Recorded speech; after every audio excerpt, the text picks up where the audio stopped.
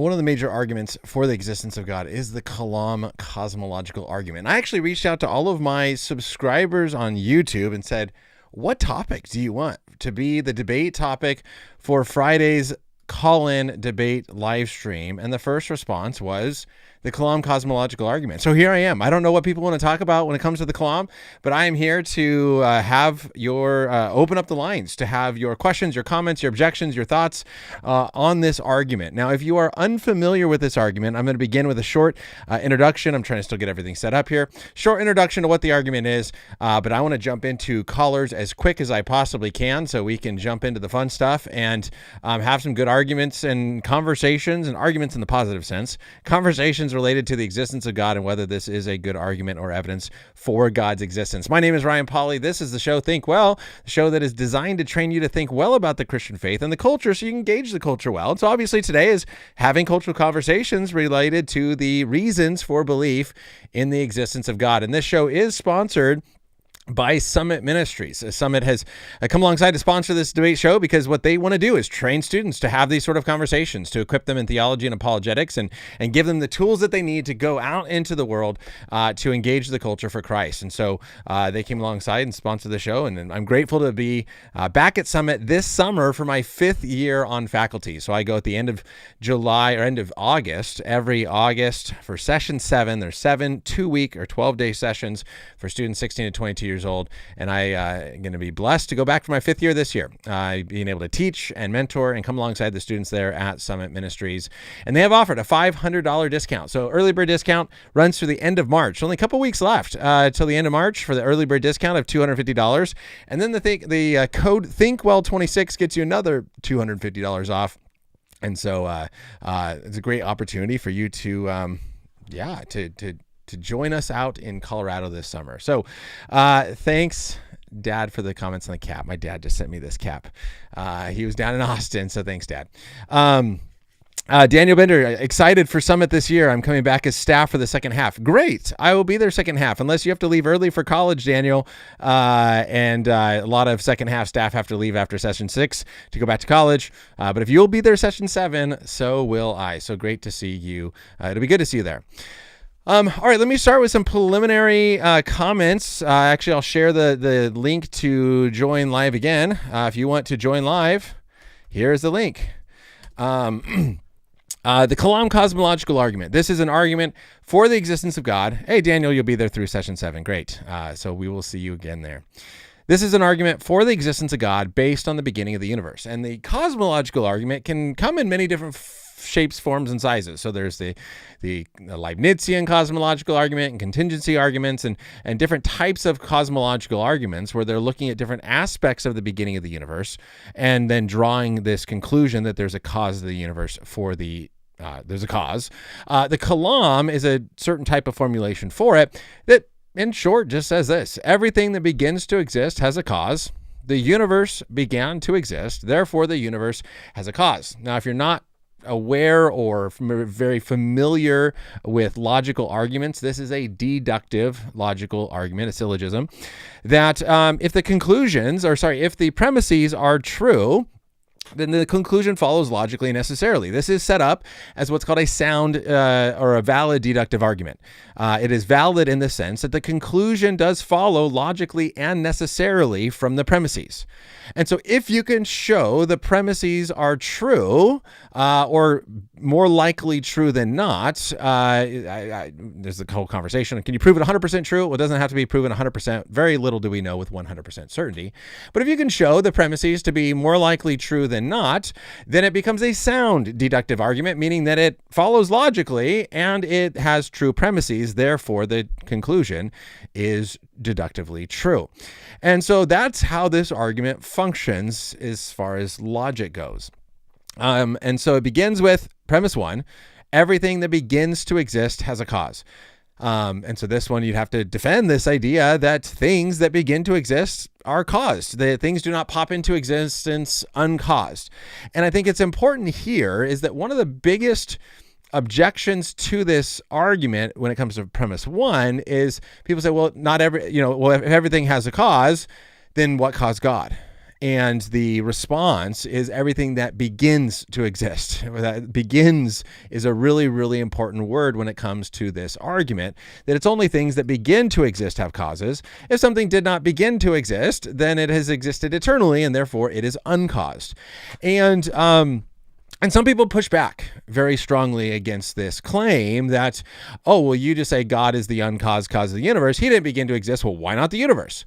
Well, that's the whole point of the argument. And that's on the premise too, is did the universe actually begin to exist? Because if it did, then it needs a cause.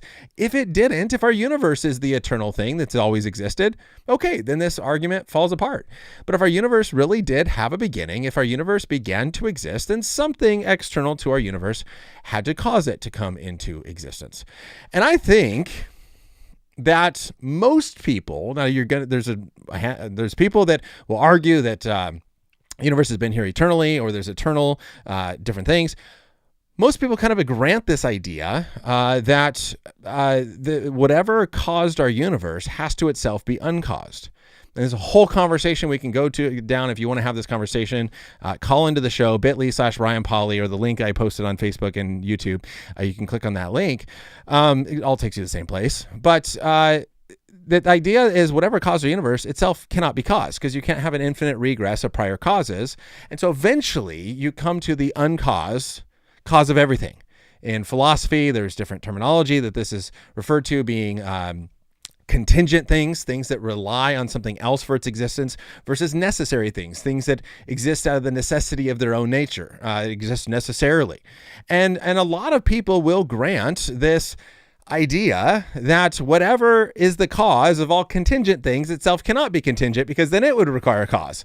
So eventually you have to get back to there is something that exists necessarily that caused all contingent things. Christians obviously would say, well, this is God. This is how Scripture describes God to be, is the necessary being, the self-existent being who exists eternally that caused everything.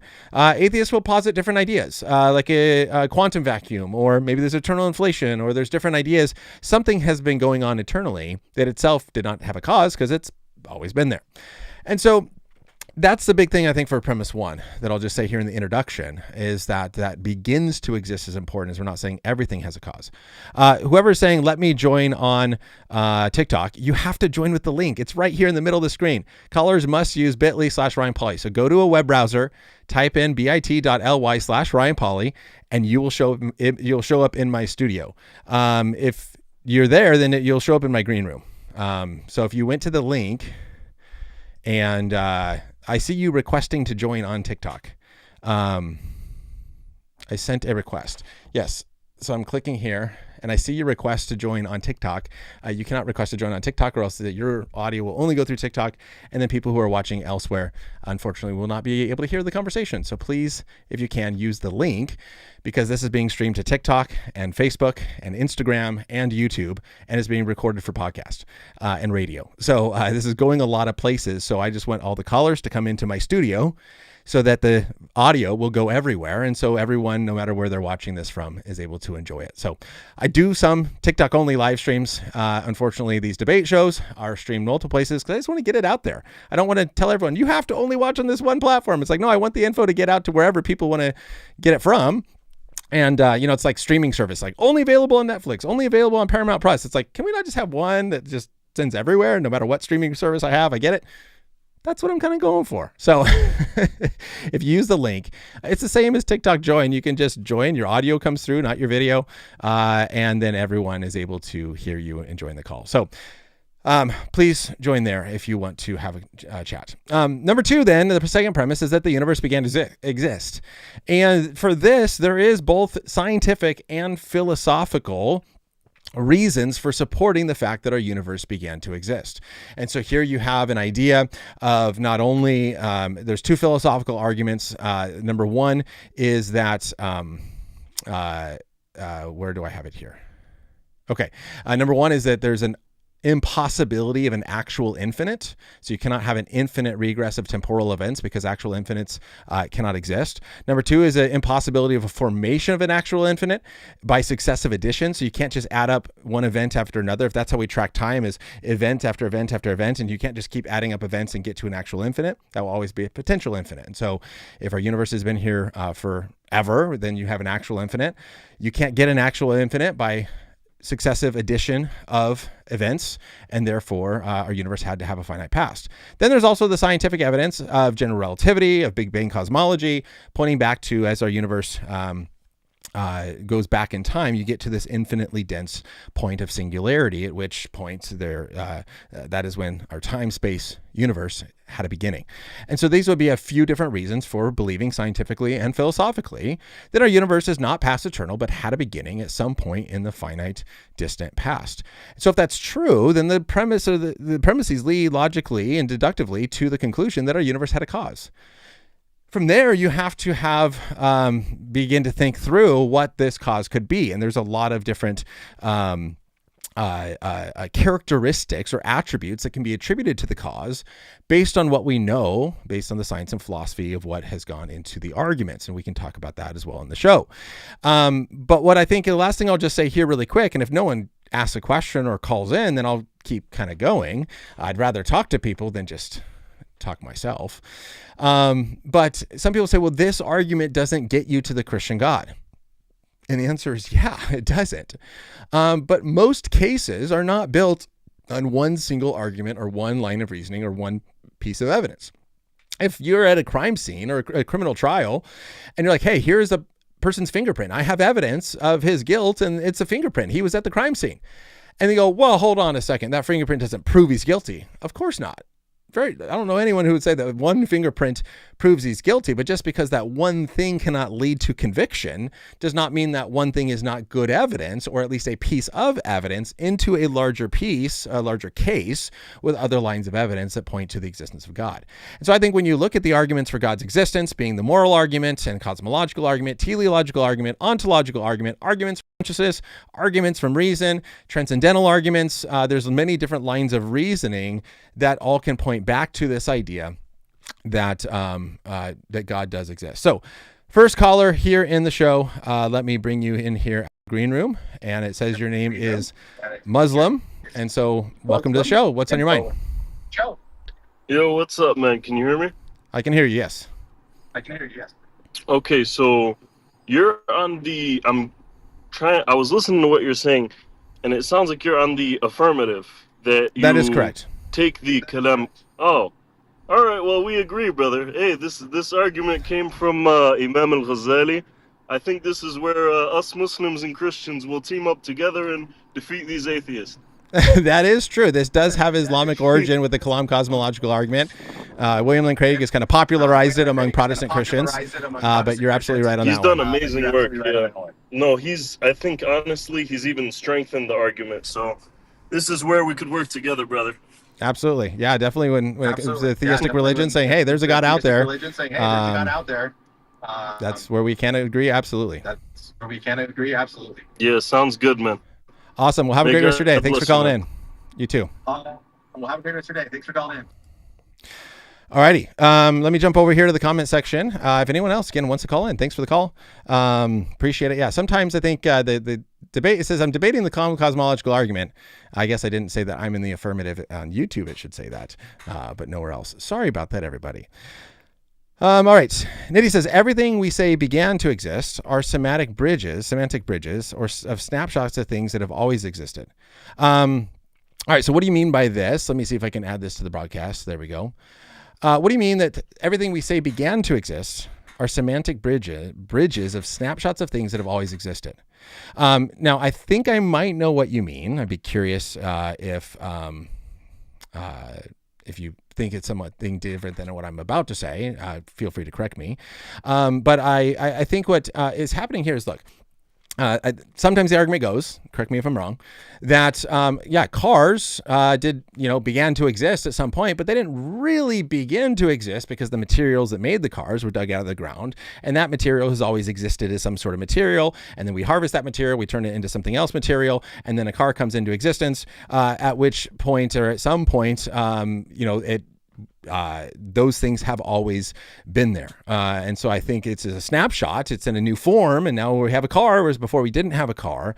But these things that do begin to exist, like cars, are just a snapshot or a moment in time of things that have always existed. And the materials that are making that car will one day not be a car again. And so that is what is often, I think, referred to, or the argument that at least I hear it, and I don't know if it is what you are saying here specifically. Now, if that is the case, what I think is helpful with this, and what I process through in this question, is we're talking about cars in a sense, like not just the material in general. So if something has not always existed, then it's possible, or some people say, well, you can't point exactly when did it become a car? When was it not a car, then a car?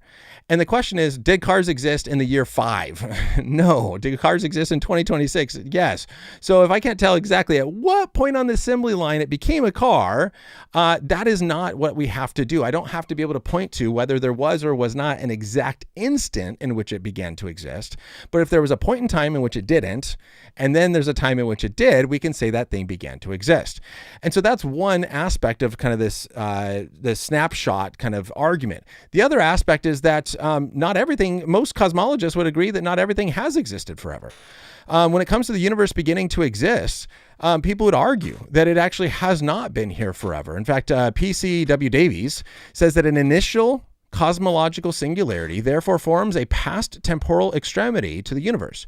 We cannot continue physical reasoning. So there isn't this physical stuff that we can continue with physical reasoning, or even the concept of space-time, he says, or even the concept of space-time, though, such an extremity. For this reason, cosmologists think that the initial singularity as the beginning of the universe. On this view, the Big Bang represents the creation event, the creation not only of all matter and all energy in the universe, but also of space-time itself. I think it was Stephen Hawking that said something similar of like the Big Bang cosmology points to all of space, time, and energy having a beginning at the Big Bang. And so the standard Big Bang model actually does have a beginning to matter, to stuff, and therefore it's not just a snapshot of stuff has always existed, but really does point to a beginning, and therefore it's not just semantic. The other thing I think is helpful with the philosophical arguments, and then I'll pause here, is if matter has always existed and it just changes its form and shape, and that's what we talk about with things beginning to exist, then that does come into conflict with the philosophical arguments against a past eternal universe, because if matter is always existing and always changing, you now have an infinite set of past events, which is philosophically absurd. And so I think it has the explanation that what we see coming into existence is just semantic bridges of snapshots of things that have always been there. I think that view goes against our modern cosmological models, as well as some philosophical arguments that we have for a beginning of the universe. You went on to say, maybe this is a clarification, a root beer does pop into existence when all the chemicals are reformed into what we share or label for root beer for it. So then we're changing now what we mean by pop into existence, because I don't just like hold my hand here and all of a sudden, boop, there's a root beer. Like that would be popping into existence. When people create root beer and they recombine new chemicals, then that thing is not popping into existence, because it is coming into existence through a creative act of an intelligent human being. So when this argument talks about things do not just pop into existence uncaused, your example here of root beer is not popping into existence uncaused. It is absolutely caused by the creators of the root beer. You need a root beer factory to create the root beer. You say the label pops into existence, not the stuffs. Well, the labels don't pop into existence uncaused either. People cause them. People create the labels that go onto the root beer. Hey, thank you so much for the encouragement. Underrated channel. Appreciate it. I just do what I want to do. I love doing this. And I have a lot of fun having conversations. I love the fact that you all like calling in and having conversations. It's a blast. And there's people that will like, oh man, your channel, like, it's so, it's small. I wish it was bigger and all this kind of stuff. It's like, I guess there's a sense in which you kind of want channels to be bigger, but I don't see the success of this channel in being how many subscribers I have. I love whoever is here. Honestly, I do this because I enjoy doing it. That's what got me into podcasting at the very beginning, was just like, one of the benefits of podcasting is I get to interview authors and I get free books. And it's like, hey, if I just can like not have to buy books anymore and I get free books and I get to talk to all these people and I get to learn from these brilliant people, that's a huge win. Now, obviously, I want people to also benefit from it. So, anyways, I appreciate the encouragement and the kind word. Yes, absolutely. So you suggested the topic. So I'm curious if there's something specific with the topic that you want to go through, or a certain question or objection that you had, and why exactly you suggested this topic. Nitty says you did a great job. I don't know what I did. Thank you. Okay, I missed your argument. You did. Okay, I missed your argument. So I'm curious what exactly it is I missed about your argument. He's nice to us non-believers. Thanks, you, Nitty. Okay, well, you missed it. Okay, so I don't know what I missed. So Nitty, if you want to call in, just call in. Let's have a good conversation. I don't know if I've actually talked to you, if you called in before, or let me know what I missed. We see objections by function. The material became a car when it was put together into a combination that served a function.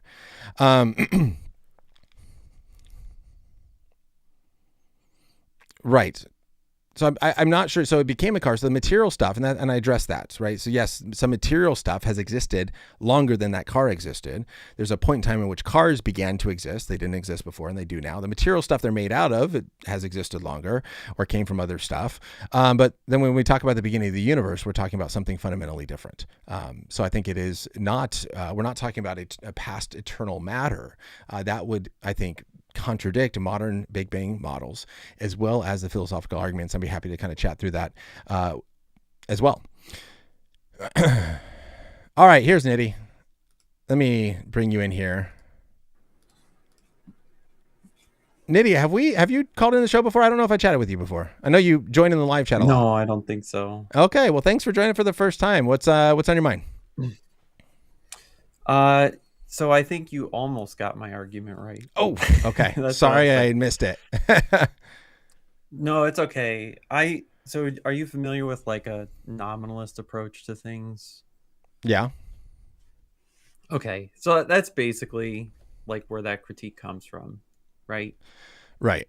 Where we're recognizing things, well, we're making assignments to things that are snapshots, right, within human perception, right? So when I'm saying a root beer pops into existence, you're right that I may have equivocated on popping into existence, right? Is that what you were saying? Yeah, because when at least in this argument, we're talking definitions. about popping into existence being uncaused, and root beers obviously are caused. So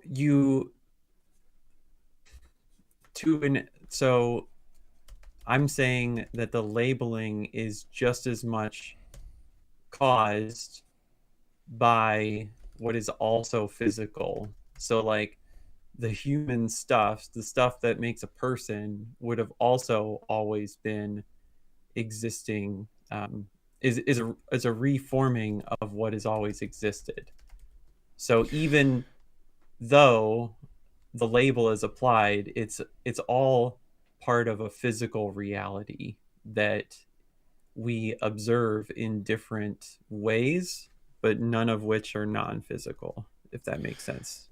Right. So I'd be curious. So the language we're sharing right now is all like part of functional processes in the universe, right?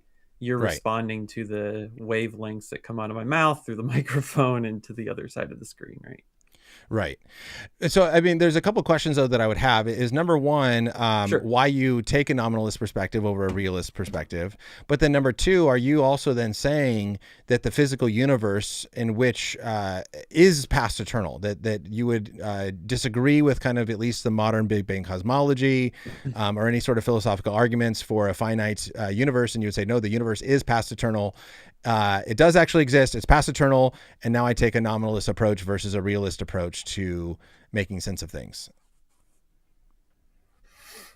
So to your, I want to answer the second question before Yeah. the first, because I'm still kind of new to figuring out how to really articulate why I don't take like a heavy realist approach to things.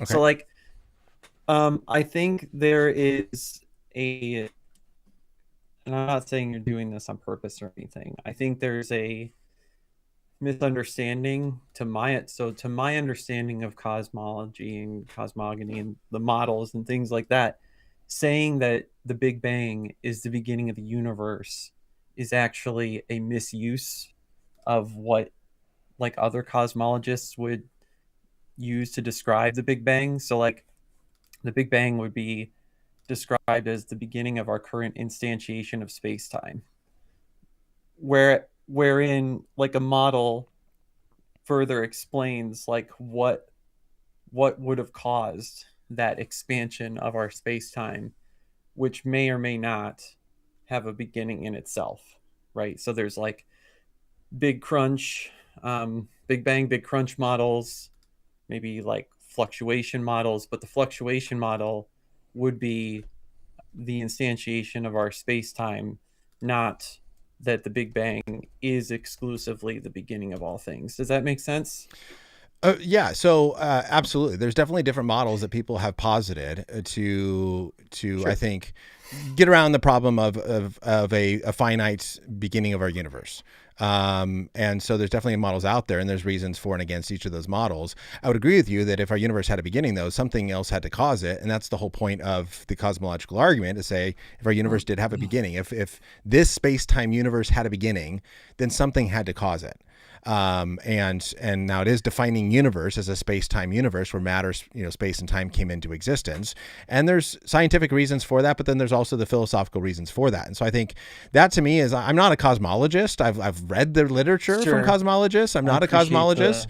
There, yeah. Yeah. And so I'm not a cosmologist. And so, but I read the literature and I can see where some things don't seem to make sense. But that to me is where I think the philosophical arguments are very powerful in pointing to against any sort of cosmological physical model of physical stuff existing eternally.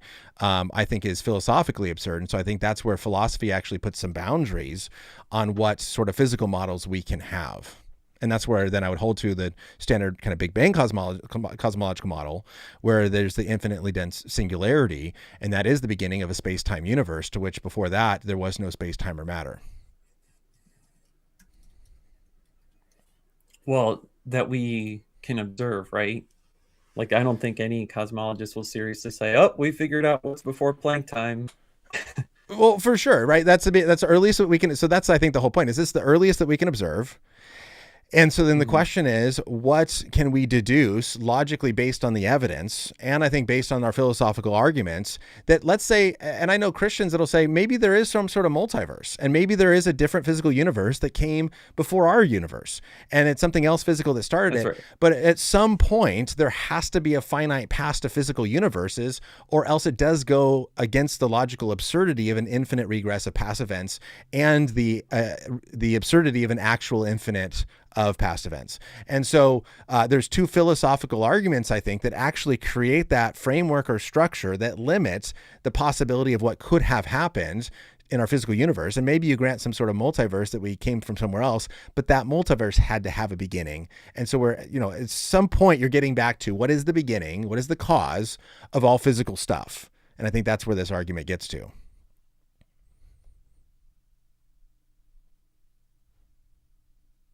I think you froze. Oh no. All right, Nitty is frozen for a moment. I think how do I want to, wind knocked out my power. Oh no.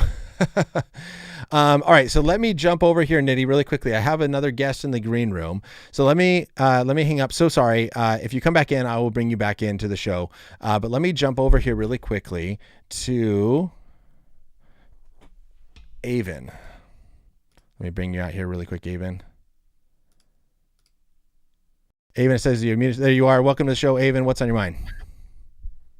Hey, I just wanted to have a discussion. This is a fun topic. I missed the first like 20 minutes of your show, so if you made an argument, I didn't catch that. But it was mostly an introduction, yeah. So I'm trying to get to callers as quick as I can. Sure. Yeah. So my position is basically that we don't know enough to conclude anything, right? So there are sort of big unknowns at all stages here. Why do you think we don't know enough to conclude? Feel is like that.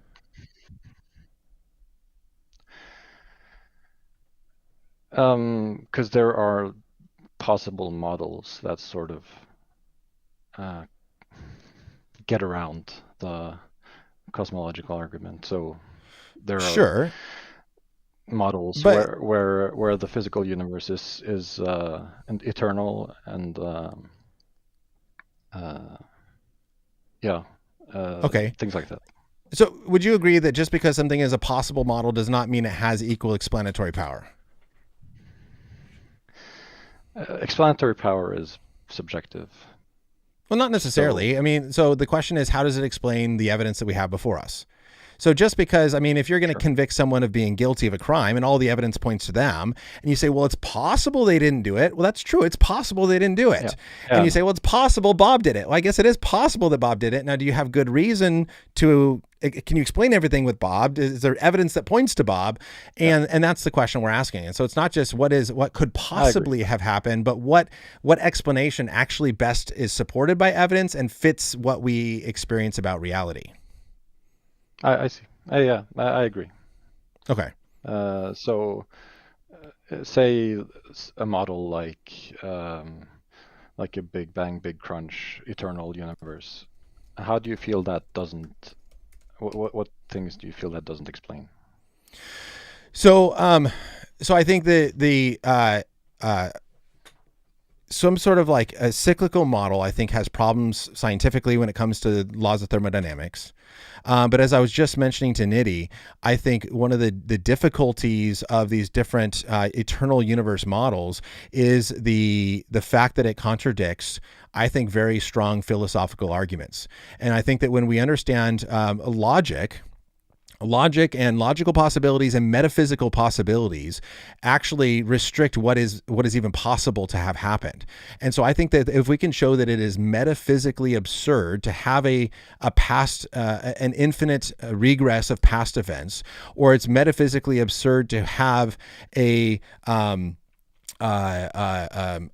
an actual infinite in existence, and a past eternal universe would be an actual infinite of past events, then the metaphysical absurdity of that would rule out any possibility of there being such a thing that exists in reality. Just like it's metaphysically impossible, it's logically impossible for there to be square circles. And so if someone gives me a model of trying to explain how a square circle exists or a Mary Bachelor exists, we don't even have to consider that because it's logically impossible for that thing to exist. And so I think the logic actually precedes what we look at. And so if I have philosophical arguments that show it's metaphysically impossible for such a thing to exist, then I have then that I think is a defeater to any sort of physical model that tries to posit the possibility of these things existing.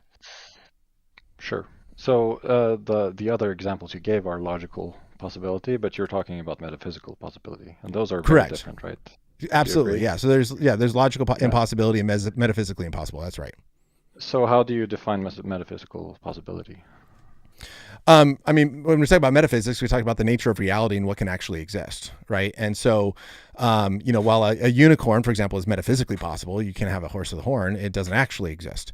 And so when we think about, there's nothing illogical about actual infinites. There's nothing about an actual infinite existing that breaks any sort of law of logic. And so therefore it's not logically impossible to have actual infinites. But when you look at the impossibility of an actual infinite based on the mathematical implications of it, the absurdity of it, based on the fact that you cannot form an actual infinite by successive addition, these barriers, I think, while it is logically possible, make it metaphysically impossible to where it can't exist. How does it do that? How does it do what? How do those factors make it metaphysically impossible? So, for example, there's mathematical absurdities with having actual infinites in existence, and this is demonstrated in the thought experiment of Hilbert's Hotel. I don't know if you've heard of that example, but for the listeners who maybe have not, this is a hotel that is fully occupied, and you walk up and you say, I want to check in, and they say, oh, no problem. I have an infinite number of rooms, and so I can just move person 1 to room 2 and room 2 to 2 and 3, and I can just move people down, and hey, now I have vacancy. And then you check in and you're like, great, a hotel that was once fully occupied now has vacancy. And then you could have an infinite number of guests show up and to a completely occupied hotel, and they go, no problem, I'm just going to move everyone down every other room, and I can now have an infinitely full hotel, but I can open up an infinite number of guests to accommodate an infinite number of people. And then when you start subtracting, it creates problems, because you could have everyone in the odd rooms check out, and so you could have an infinity minus an infinity that still equals an infinity, because all the even numbers are still left in the hotel, and so there's an infinite number of people still left, even though an infinite number of people left the hotel, there's still an infinite number of people remaining. You could also have everyone from room 5 on check out, and so you could have an infinite number minus infinity, and you only got 4 left because everyone from room 5 down is gone, and only rooms 1 through 4 are left. And so you have this, what people claim is that it is ontologically absurd to believe that a hotel exists and is completely full, yet can accommodate an untold infinities of new guests just by moving people around. And so that would be one example of saying that this is ontologically absurd when trying to apply into the real world. Then we also know that simply just successive addition will never form an actual infinite as well. And what is necessary in these models is an actual infinite. So you can't get that by just adding up things over time. And you can't get that and it's also absurd mathematically. I think the final thing, though, is that if our universe is eternal, past eternal, then you actually cannot transverse an infinite series of past events. And so for us to be existing today, we would have to have transversed an infinite number of past events. You can never transverse an infinite number of past events, because no matter how many events you go through, there's always more that you have to go through. In fact, an infinite more that you have to go through. And so we would know philosophically you could never have arrived today if the past is past eternal. And so the past has to be finite in order for time to be moving in a linear fashion forward. And if you then grant, well, time is finite, and yes, we are moving forward into infinity, now we're talking about a potential infinite that moves towards infinity, not an actual past infinite. And so I think these are some of the things. The fact that we exist today shows that past it can't be infinite. The fact that you cannot just add up successive events leading to an infinite doesn't work.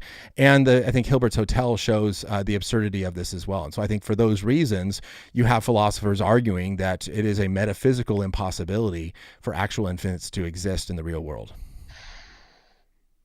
Yeah. So I fully agree. It's absurd, but Okay. it's absurdity doesn't preclude possibility, right? If you were a scientist in 1850, you would find it absurd if someone posited that no matter how fast you were traveling, you would measure the speed of light the same. Or if someone were to posit that things can actually travel through walls with very low probability. Those are absurd. Those are physically absurd, but they are physically possible. Right. And I think that's where now we're changing maybe a little bit what we mean by absurd. Because if I said, look, the idea of a merry bachelor is absurd, and someone says, well, yeah, absurd. So I'm not just saying it's absurd in the sense of I can't understand it or I just don't know it yet. We're actually saying that this thing is not possible. And so there's an absurdity to it because it is actually impossible. And so I think that's what is what people talk about, the ontological absurdity of such a hotel. It's not just because we haven't learned enough. It's that I've given philosophical reasons to believe that this is not just I don't understand, and therefore I just don't understand it, and it's absurd like that. And I think it's absurd, but one day we'll figure it out, is that you can actually give philosophical reasons why this is impossible, that this cannot exist. Namely, I think the fact that we exist today proves that there's a temporal beginning to our existence. And so it's not just I don't know something, it's that we do actually know, and therefore have arrived at a conclusion based on knowledge. And that's what the absurdity is talking about, like an absurdity of a merry bachelor. Yeah. Okay. So absurdity is more like a synonym with possibility or impossibility. Yeah. So at least Is my that how you're position, using it? my position is that it is metaphysically impossible that to have an actual infinite, and these other sort of models positing an actual infinite to our physical universe, therefore cannot be sustained metaphysically. Yeah, because I'm sure there are plenty more philosophical arguments, but the only arguments you've given are sort of like, if the past was infinite, it would lead to these things, and look at them, they are absurd. So they are impossible, it's not an argument, right? I'm not saying there aren't arguments, but the way you presented it, it's more an appeal to that they look absurd or they are unfathomable rather than impossible. Yeah, so I left my book downstairs that actually lays these out in deductive arguments, but there are actual like deductive arguments that don't just say, oh man, it's crazy, therefore it's impossible, but it actually lays out why these things are philosophically impossible. I'm giving some of the reasons behind the arguments in support of the arguments, but the idea is these models require a past eternal universe. We know that you cannot form an actual infinite through the addition or formation of events, or we know that if we exist today, our universe cannot be eternal in the past because you cannot traverse an infinite number of past events. And so that's the argument: is you cannot traverse an infinite number of successive past events. If our universe is eternal, then we did transverse an infinite number of past events. That's not possible. I guess the argument would be swapped. If our universe is past eternal, then we would have to have traversed an infinite number of past events. Number two, it is impossible to traverse an infinite number of past events. Therefore, our universe is not past eternal. That would be the logical argument that is laid out that I think we have a reason to believe is true. So the same, couldn't you use the same argument to say that you can't have infinity in mathematics because you can't traverse an infinite number of numbers? Well, you can never count to infinity. Yeah, so that's true. You can't count an infinite number of numbers, so infinity is absurd, doesn't exist, so this doesn't make sense. So that's where in mathematics, you can have potential infinites where you are always at a finite number of numbers that you've counted going towards infinity. And we can talk about infinity in mathematics by using symbols, but you can't create infinity by the formation of successive additions by just counting. And you can never count an infinity because no matter how much you've counted, there's always an infinite number more that you have to count. And so you can never actually have arrived in the same way that you can't traverse an infinite number of past events, because you can never get to the point where like I've finished going through the past, because you'll always have an infinite number of more events that you have to go through. So that's where maybe it's logically possible, and you can have a way in which you talk about it because it's not logically absurd, but I think it's metaphysically impossible. Yeah. Okay. I disagree that it's that it's inconceivable that there is a way the universe could be that this is possible. Okay. That's why I say it's like there are too many unknowns. We have only one universe. We don't actually know where the bounds of metaphysical possibility are. And you can, or like you said, there's a way to talk about it. You can instead of saying we started an infinite time in the past, we can just define it like you define numbers. Like for any event in the past, there was an event preceding it. Sure. So, and I appreciate that, because look, there is a lot that we don't know. And I'm not claiming to know everything either. The question I think that has to be asked is, what sort of conclusions can we draw based on what we do know? And so I'd be curious, because I think for me, the most persuasive, easier to understand argument for the impossibility of a past eternal universe is what I've been talking about, of the impossibility to traverse an actual infinite series of past events. And so I think that's something that we can know, and therefore we can draw conclusions from. So I don't know if have you thought about that line of reasoning? Do you have an objection to that sort of argumentation that I'm making? Have you not considered it? Kind of where you at least with what I'm presenting here? I've considered it a bit, like Okay. some amount, and yeah, because I started. I was watching. I don't know if you've seen it, but there's a channel called Phil Halper, Skydive Phil, and he has a video series with a response to the Kalam. Okay. I'll check it out. And he was talking about like the absurdity of if it was the case that Jupiter and Saturn had been orbiting the Earth for an eternity, even though there's you couldn't say that one had orbited more times than the other, even if they have different speeds. And this is like, it's an absurdity, but it's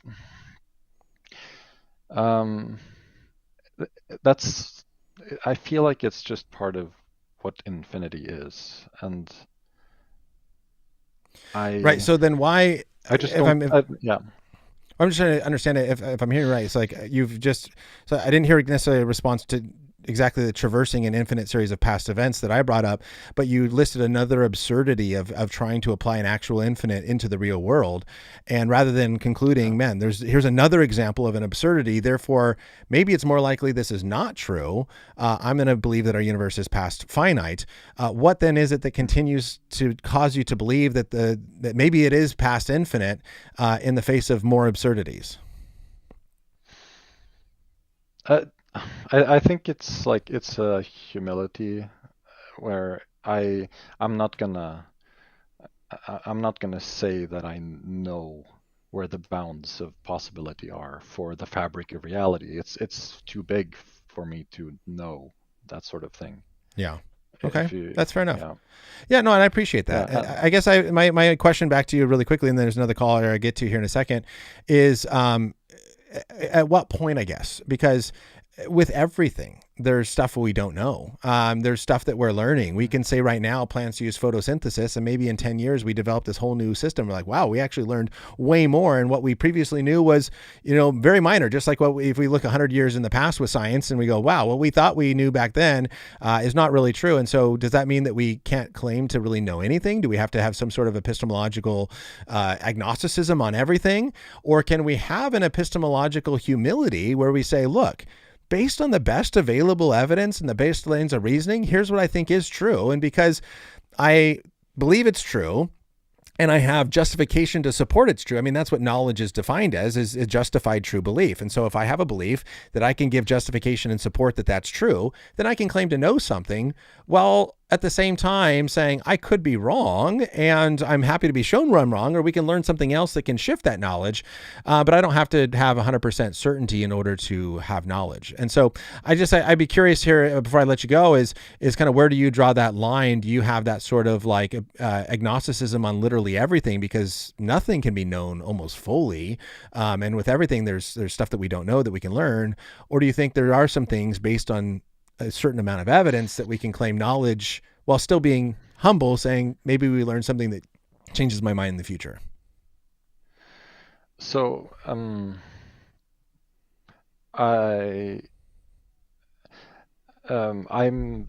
very inclined to philosophical pragmatism, and so the question of like what is actually real or what is actually the case is less important than like how I interact with it, basically.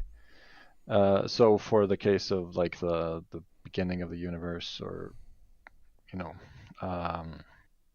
those sorts of big questions, I see so many possibilities that I have no idea whether we are in an eternal cyclical universe, whether we are embedded in a separate universe, whether we are, in a simulation by some other alien species that are like doing research on us, or if we are the result of just brute facts, or if we are come from one god or gods, or like a personal cause or a non-personal cause. I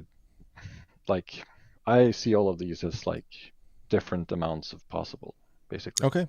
Yeah, for sure. There's different possibilities for sure.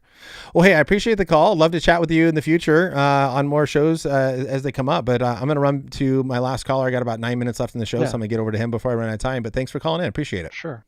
Thank you very much. All right. Have a good rest of your day. All right. Let me jump over here to the next guest. Nemanja, if I said that correctly. If I didn't, I'm sorry. Welcome to the show. What's on your mind? Thank you so much, Ryan. It's awesome to be here. So thank you. And I appreciate your podcast with James Sinclair. It's amazing. So thank you so much. I appreciate that. Yeah. For those listening and are not aware, so James Sinclair was the co-author with William Lane Craig for the chapter on the Kalam Cosmological Argument in the book, The Blackwell Companion to Natural Theology. And so he joined the show for about an hour and a half to discuss all of the cosmological evidence for a beginning of the universe in a finite universe. And so he's way smarter than I am in cosmology. And so, if you want more of the science, go over to that show. But thank you. What's on your mind? Okay, fascinating. So I'm more bothered with the second stage because let's grant the first stage. I think it's really reasonable to think that everything that begins has a cause, and that universe has a beginning. So let's say universe has a cause, but why it should be God? I think there are some considerations that are valuable, but at least it's not deductively following that it needs to be God, right? That's a great question. Yes.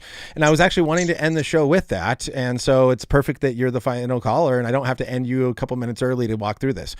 So I think that what we have to do is if we can say that the argument is a good, sound, deductive argument, then that the universe really does have a cause, then I think the next question does become, okay, then what can we know about this cause based on the current evidence that we have? And so there's a list of 7 different causes that are listed in the Blackwell Companion to Natural Theology of what we can know based on this argument. So they would say, number 1, we can know that the cause has to be beginningless. And this is by contraposition of premise 1, that whatever begins to exist has a cause. Therefore, whatever caused it cannot have begun to exist. Therefore, has to be uncaused or beginningless. Because if it had a beginning, then it is also caused and it would fall into premise 1. And so it has to be a beginningless cause. Number 2, it would have to be changeless, since an infinite temporal regress of events or changes cannot exist, because if change is marking time, or as James even put here, if God is having all these sort of thoughts and that's marking time. So if you have physical stuff changing and moving, then that's a marker of time. So there has to be a changelessness to this cause, or else you have temporal events and therefore creating time, and infinite regressive temporal events can't exist, and therefore it has to be changeless. The third that they would give is that the cause has to be immaterial, and this follows from its changelessness. So if something is made of material stuff, then the material stuff at the atomic level at least is always moving and changing, and therefore it would be changed and not changeless. And so if it is something that's changeless, then it also follows that it has to be immaterial. Also, if it is the cause of the physical material universe, that it's, and that's if all of time, if time began to exist, at the beginning of time, then it has to be timeless. But if matter began to exist, then it has to be immaterial. So that would be a second argument for the immateriality of this cause. I just mentioned the fourth one is timeless. Given a relational theory to time and the fact that time began to exist at the Big Bang and the relational theory to time, then this cause also has to be timeless. The fifth one is that it has to be spaceless, since both time and matter exist within space. If it's immaterial and timeless, no spatial entity can be both immaterial and timeless. And so if it's immaterial and timeless, then it also has to be spaceless. Also, if the Big Bang is the cause of our spatial universe, then it also has to be spaceless. The sixth one is it has to be powerful. And that is that because it brought the entire physical universe into existence without any material cause, and therefore it has to be extremely powerful. The seventh, and I'll stop here because there's a lot of lines of reasoning to the seventh, and we can chat through it if you want to, but I'll just stop here, is that it has to be personal. And there's at least three different arguments for why the cause has to be personal. And so based on this criteria, if what we understand about the nature of reality is true in this argument, we have a beginningless, changeless, immaterial, timeless, spaceless, powerful, and personal cause of the universe. And so while that doesn't directly say this is the Christian God, right? The first caller I had was a Muslim. He was like, well, I agree with you. Go Kalam. It at least rules out some other things, but it is consistent. These attributes or characteristics are consistent with a Christian God. And so that's at least where it gives us the same characteristics and attributes. And that's why it is one piece of a puzzle that is made for a case for Christian theism. This would just be one piece. Thoughts or comments on what I shared so far? Yeah, that's really common, and I agree with some things like beginningless. Yes, if causal principle is correct, that follows, I think. But changeless, okay, in what way? Would you say, like Angelo, that it should be initially changeless, not if he produces a change, he could become like changing or something like that? So producing a change doesn't mean that God in his very nature has changed. For Christian beliefs, right, we as this points out here, is that this cause has to be immaterial. The Christian view is that God is spirit, that he is not made of physical moving parts. And so he doesn't have atoms moving around. There's not changes taking place in him, and that he remains the same yesterday, today, and forever. And so there's a changelessness that we believe is a characteristic and attribute of God in Christian theology. But if we mark time by changes, right? If state A goes into state B, now we have a time taking place. If things are changing, that is how we mark time. And if in philosophy we can argue, as I presented before in the premises before, that an infinite temporal regress of changes cannot exist, then what if this cause has existed forever and has been changing, then you have an infinite temporal regress of changes. And so if you can argue philosophically that a temporal regress of changes cannot exist, then the cause would have to be changeless. Right. Jacobus Erasmus wants to distinguish between positive and negative change. So he wants to say that God could have some positive changes, like he could make some changes that are not essential, but he cannot change his character. He cannot become evil, right? So would you agree with that? Or? I've had Rasmussen on the show before, and I'd have to hear his line of reasoning a little bit further before I know if I can fully agree with what he's saying here or not. I think that I would argue that God in his nature does not change.